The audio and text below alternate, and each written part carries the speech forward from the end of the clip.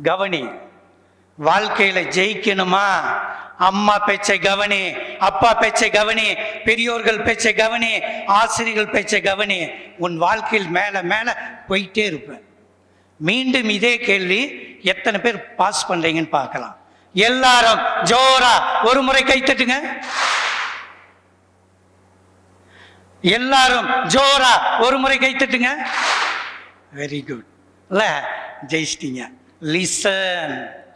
வாழ்க்கையில அதனால தான் இயற்கையும் ஆண்டவனும் சில உறுப்புக்கு தானா கதவு வச்சிருக்கிறார். இந்த கையை நான் விரிச்சு வச்சிருக்கிறேன், கதவு போட்டுட்டேன், மூடிட்டேன். கண்ணை திறந்து வச்சிருக்கிறேன், கண்ணுக்கு கதவு இருக்கு, கண்ணை இப்ப மூடிட்டேன். வாய்க்கு கதவு இருக்கு, மூடிட்டேன்.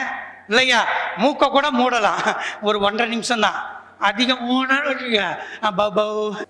ஆனால் இயற்கையும் உன்னை படைத்த ஆண்டவனும் காதுக்கு கதவே வைக்கல. இயற்கையா கேளு கேளு கேளு, நல்ல விஷயத்தை சிறுமுளைக்கு அனுப்பிச்சு பதிவு பண்ணு, தேவையில்லாததை இதுக்கு நேர் ஓட்டையில வெளியே அனுப்பு அனுப்பு அனுப்பு.